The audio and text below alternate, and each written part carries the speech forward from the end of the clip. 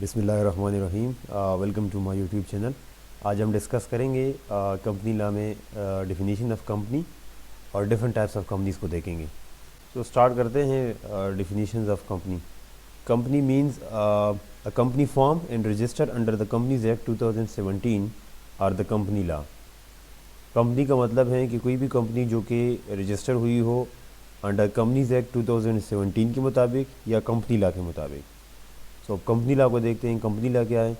Company law means the repealed companies act 1913, companies ordinance 1984, companies ordinance 2016 and also includes companies act 2017।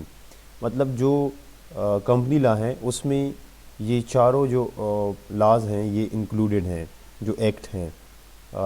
जो 1913 का जो companies act हैं वो included हैं। जो कंपनीज आर्डिनेंस 1984 हैं ये इंक्लूडेड हैं। कंपनीज आर्डिनेंस 2016 इंक्लूडेड हैं। कंपनीज एक्ट 2017 इंक्लूडेड है। बॉडी कॉर्पोरेट और corporation include a company incorporated under companies act 2017 और कंपनी लॉ। जो बॉडी कॉर्पोरेट हैं या उसको कॉर्पोरेशन भी कहते हैं, उसमें ये 3 पॉइंट है। इंक्लूड नंबर 1, जो कोई भी कंपनी जो कि कंपनीज एक्ट या कंपनी लॉ के मुताबिक इनकॉर्पोरेट हुई हो। A company incorporated outside Pakistan, कोई भी कंपनी जो कि आउटसाइड पाकिस्तान में इनकॉर्पोरेट हुई हो। अ body corporate declare is body corporate in the relevant law, कोई भी बॉडी कॉर्पोरेट जो कि बॉडी कॉर्पोरेट डिक्लेयर हो किसी भी कानून के मुताबिक।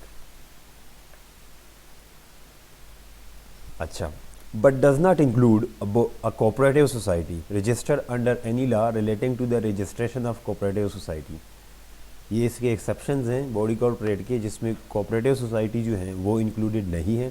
कोई भी cooperative society registered under any law जो कि रजिस्टर हुई हो एज अ बॉडी कॉर्पोरेट, वो as a cooperative society shall not be included in body corporate. Number 2, any other entity not being a company are defined in Companies Act 2017.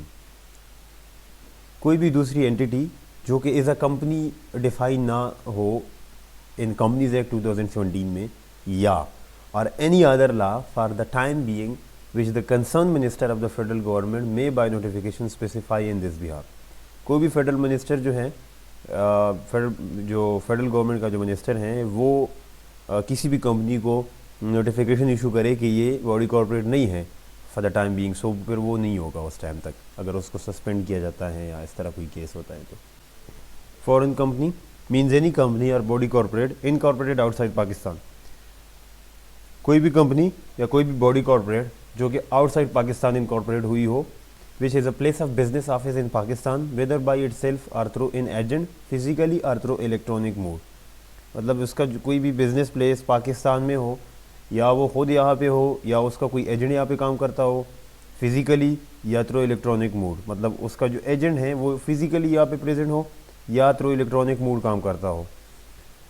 अच्छा, दूसरा, विच conduct any business activity in Pakistan in any other manner is may be specified, यानी वो जो company है वो यहाँ पर कोई बिजनेस एक्टिविटी कर रही हो पाकिस्तान में किसी भी मैनर में जो कि इन द रेलिवेंट लॉ जो है उसमें स्पेसिफाइड किया होगा।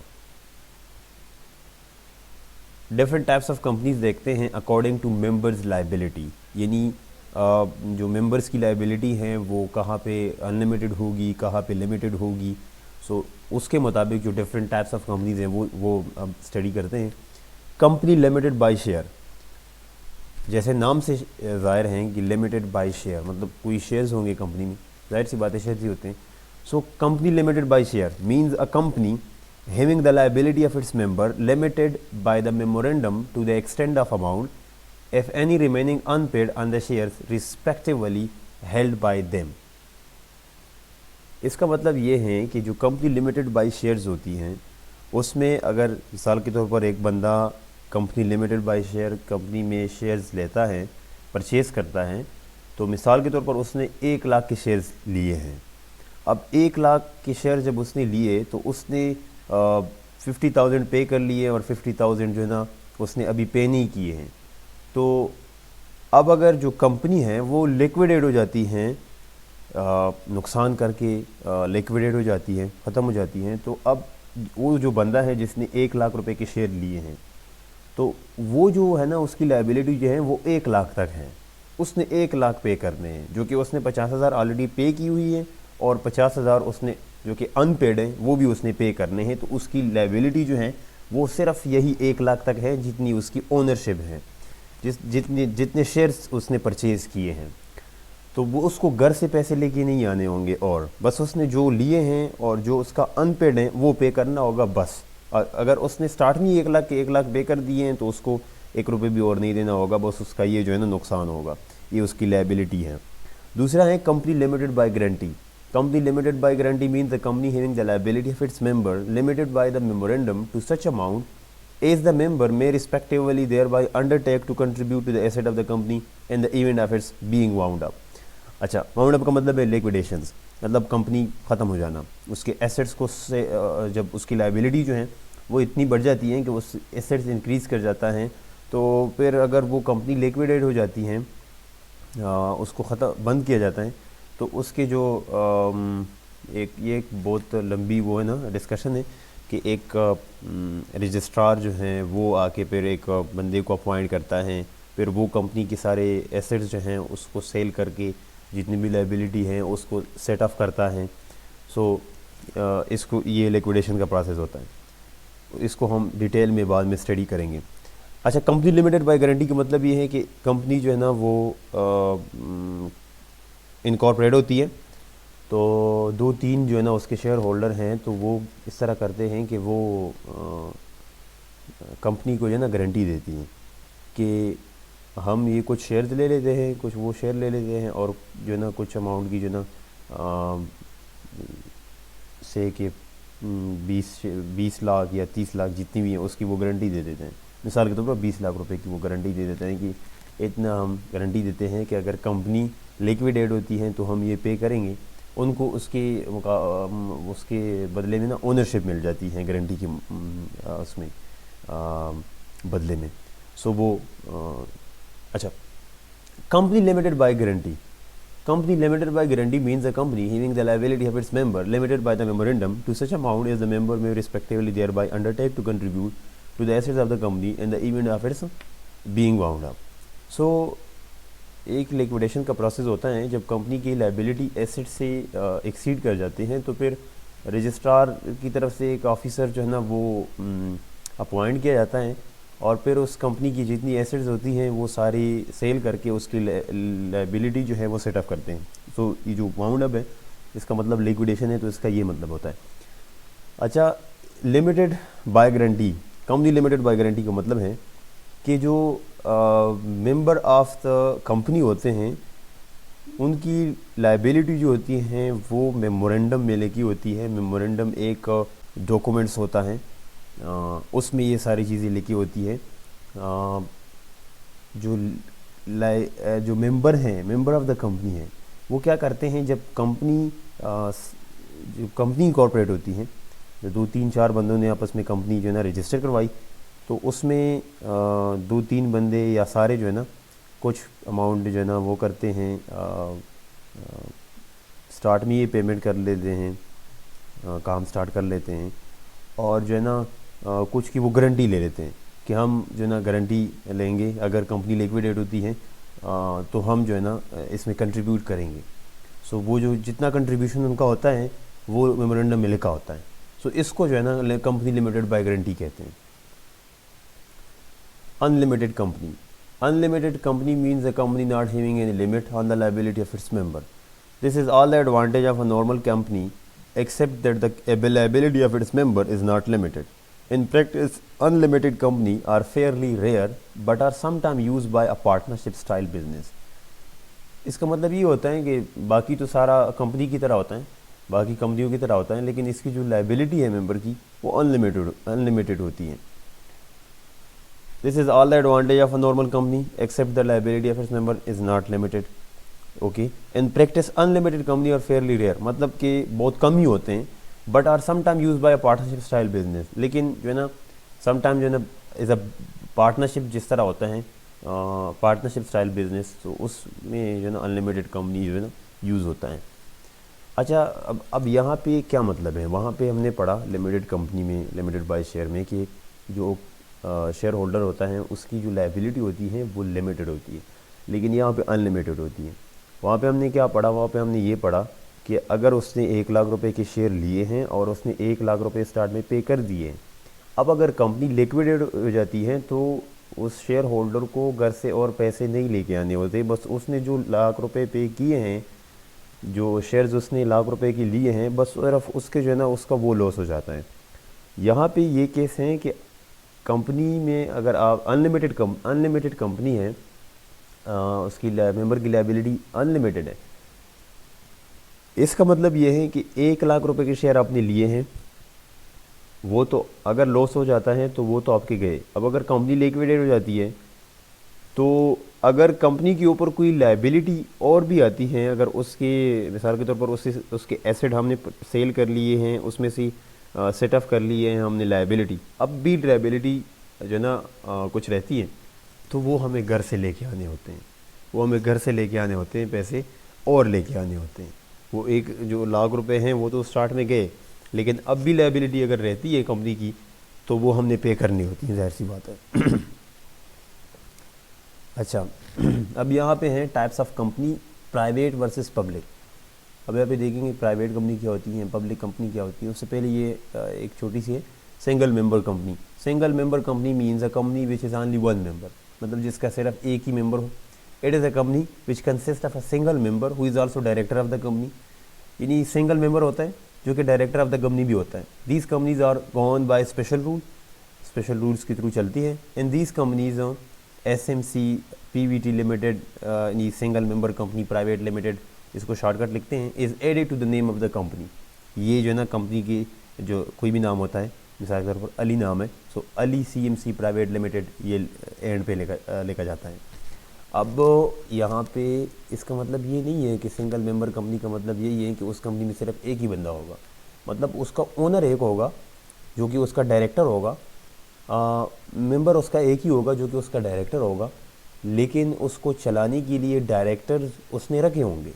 सो वो बहुत से होंगे, एम्प्लॉय बहुत से होंगे कंपनी में, लेकिन मेन मतलब सिंगल मेंबर कंपनी का ये है कि उसका मेंबर एक होगा, मतलब उसकी जो ओनरशिप है वो किसी एक बंदे के पास होगी, 100 के 100%।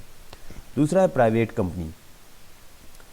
Private company means a company which by its article, यानी उसके जो कवानीन हैं कंपनी के, उसके मुताबिक number 1 restrict the right to transfer its share save is otherwise provided in the act. अच्छा, यानी उसके जो प्राइवेट कंपनी है उसके जो शेयर्स हैं वो आप ट्रांसफ़र नहीं कर सकते, this is restrictions on the right to transfer its share. दूसरी बात, limit the member of its member to 50 not including person who are the employment of the company, यानी कंपनी में मैंने आपको बताया कि बहुत से एम्प्लॉई होंगे, ठीक है, उसके अलावा जो मेंबर ऑफ द कंपनी है वो 50 होंगे, 50 से एक्सीड नहीं करेंगे।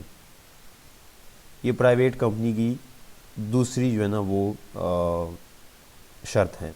तीसरी बात, prohibit any invitation to the public to subscribe for the shares or debenture of the company, मतलब आप जो है ना पब्लिक शेयरिंग नहीं कर सकते, पब्लिक को इनवाइट नहीं कर सकते, जिस तरह हम इनिशियल पब्लिक ऑफरिंग होती है जो कि जो लिस्टेड कंपनी है, पब्लिक कंपनी जो होती हैं वो इनिशियल पब्लिक ऑफरिंग करती हैं, IPO। सो उसी तरह हम पब्लिक को इनवाइट नहीं कर सकते कि आप आए हमारे शेयर्स परचेज़ करें, बल्कि प्राइवेट कंपनी में एक लिमिटेड मेंबर्स होते हैं और शेयर्स ट्रांसफ़र नहीं कर सकते। 50 तक मेंबर होंगे, 50 से ज़्यादा नहीं होंगे, 50 से कम हो सकते हैं, 50 से ज़्यादा नहीं होंगे। प्रोहिबिट इन्विटेशंस, इनवाइट नहीं कर सकते पब्लिक को। Provided that where 2 or more person hold 1 or more shares in a company jointly, they shall for the purpose of this definition be treated as a single member। सो अगर दो बंदों ने आपस में एक शेयर लिया हुआ है, यानी उनकी आपस में 50-50 करके एक शेयर लिया हुआ है, या जितनी भी शेयर्स उन लोगों ने लिए हैं लेकिन वो जॉइंटली लिए हैं, तो उसको एक जो है ना एक पर्सन वो किया कंसिडर किया जाएगा for the purpose of member of the company, ठीक है। दूसरा ये है कि private companies are usually small and medium size family own business, यानी ये यूजुअली स्मॉल ही होती हैं private company, family type business जो होते हैं यूजुअली वही होते हैं। ओके, पब्लिक कंपनी क्या होती है? Public company means a company which is not a private company. A public company में apply for listing on stock exchange. यानी हमने प्राइवेट कंपनी पढ़ ली तो उसका मतलब ये है कि जो प्राइवेट कंपनी नहीं है सो वो हमारा पब्लिक कंपनी बन जाती है। सो उसके जो 3 शराइत हैं, अगर वो कोई एक भी पूरा नहीं होता, वो एक्सीड कर जाता है, तो वो पब्लिक कंपनी बन जाती है। और ये जो है ना, ये पब्लिक कंपनी जो होती हैं ये स्टॉक एक्सचेंज में फॉर लिस्टिंग पर्पस रजिस्ट्रेशन के लिए अप्लाई कर सकती हैं, कर भी सकती हैं और नहीं भी कर सकती। मतलब पब्लिक अनलिस्टेड कंपनी भी होती हैं, पब्लिक लिस्टेड कंपनी भी होती हैं। अच्छा, public listed company, such form of public company whose security are listed on an exchange and they are traded as per the regulation of that stock exchange. Securities are tradable financial instrument used to raise capital. It include equity securities and debt securities. अच्छा, जो public listed company होती हैं उन वो जो है ना stock exchange पे लिस्टेड होती है, रजिस्टर होती हैं और उनके जो रेगुलेशंस होती हैं उसके मुताबिक काम करती है। और उनकी जो सिक्योरिटीज़ हैं, फाइनेंशियल इंस्ट्रूमेंट, वो इस्तेमाल करते हैं अपने कैपिटल को रेज़ करने के लिए। अगर उनको पैसों की ज़रूरत पड़ जाती है तो वो थ्रू शेयर्स कैपिटल रेज़ कर सकता है और थ्रू डेट भी कर सकता है। कोई डिबेंचर इशू कर जाते हैं, कोई जो ना लोन ले लेते हैं, वो तो दूसरा केस है। खैर, जो शेयर्स इशू करते हैं, IPO इनिशियल पब्लिक ऑफरिंग, फिर उसके बाद भी कर सकते हैं, बाद में भी कर सकते हैं। सो उसके थ्रू जो है ना ये जो पब्लिक लिस्टेड कंपनी होती है वो अपना, अगर उसको कैपिटल की ज़रूरत है, अगर उनको पैसों की ज़रूरत है, फाइनेंस की ज़रूरत है, तो वो फाइनेंशियल इंस्ट्रूमेंट को ये इस्तेमाल करके अपने कैपिटल को बढ़ा सकते हैं। Public unlisted company, public unlisted company है वो not made in offer of their shares to general public. यानी वो जनरल पब्लिक को जो है ना अपने शेयर्स ऑफर नहीं करते। Hence their shares are not traded on stock exchange. Stock exchange पे जो है ना वो ट्रेड नहीं होते उनके shares. A public unlisted company, however, is entitled to make an offer to the general public as and when it thinks fit, unlike private company, which are forbidden to invite subscriptions from general public. अच्छा, जो private company थी ना वो जो है ना public को offer नहीं कर सकते थे, वो शेयर अपने जो है ना पब्लिक को ऑफर नहीं कर सकते थे। लेकिन ये जो पब्लिक अनलिस्टेड कंपनी है ये जो है ना पब्लिक को ऑफर कर सकते हैं, लेकिन स्टॉक एक्सचेंज पे इनके जो है ना शेयर्स जो है ना वो ट्रेड नहीं कर रहे होंगे। अच्छा, the last one is public sector company. It is also important to distinguish between the public company and a public sector company. A public sector company is defined as follows. Public sector company means a company whether public or private, मतलब चाहे वो public हो या private हो, a company जो कि private भी हो सकती हैं, पब्लिक भी हो सकती हैं, विच इज़ डायरेक्टली और इनडायरेक्टली कंट्रोल, बेनिफिशियली ओन और not less than 51% of the voting securities और voting power of which are held by government. Okay, अच्छा, इसका मतलब ये है ना कि पब्लिक सेक्टर कंपनी वो होंगे, वो प्राइवेट या पब्लिक कंपनी जो कि डायरेक्टली या इनडायरेक्टली उसका बेनिफिशियल जो है वो गवर्नमेंट होगा, और जो गवर्नमेंट है ना वो उसने 51%, यानी लेस, नॉट लेस देन 51%, मतलब कि उसने 51% जो है ना उसका कंट्रोल होगा उस कंपनी में, कोई किसी भी गवर्नमेंट या उसकी एजेंसी का। अच्छा, दूसरा क्या है? दूसरा ये है कि अच्छा, has otherwise power to elect, nominate और appoint majority of its director and include a public sector association not for profit.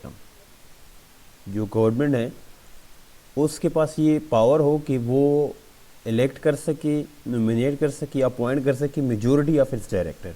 जो पब्लिक सेक्टर कंपनी है उसकी मेजोरिटी ऑफ द डायरेक्टर जो हैं वो अपॉइंट कर सके। Include a public sector association not for profit licence by the commission, इसमें ये जो नॉट फॉर प्रॉफिट ऑर्गेनाइजेशंस होती हैं ये भी शामिल होते हैं।